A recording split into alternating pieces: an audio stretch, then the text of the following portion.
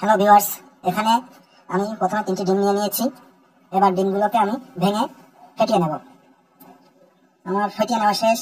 এবার একটা টিফিন কেটে বাটিতে তেল দিয়ে ডিমের মিক্সটি ঢেলে দেব। দেখতে পাচ্ছেন মিক্সটি কত সুন্দর হয়েছে।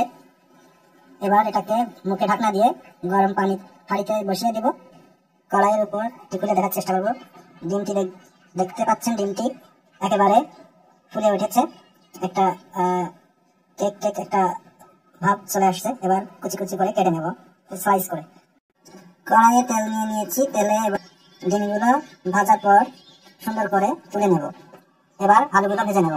আলুগুলো ভেজে নেওয়ার পর তুলে নেব। কড়াইয়ে তেল দিয়ে বেটে রাখা পেঁয়াজ, রসুন, আদা, গরম মশলা ও শুকনো মরিচের বাটা দিয়ে হালকা করে চেড়ে নেব। ভাজার পর এবার সামান্য জল অ্যাড করে নিব। জল অ্যাড করার পর কিছুক্ষণ আমরা এভাবে রান্না করব। 20-25 মিনিটের মতো এভাবে রান্না করার পর দেখতে পাচ্ছেন একটা গ্রেভি চলে আসছে। এবার তরকারিটা আমার শেষ মুহূর্তে নামানোর পালা। তরকারিটি এবার আমরা নেড়ে চেড়ে ভালো করে নামিয়ে নেব। দেখতে পাচ্ছেন কালারটা কত সুন্দর এসেছে। লবণীয় একটা ডিশ। আপনারাও বাসায় পারলে ট্রাই করে দেখবেন, আশা করি ভালো লাগবে।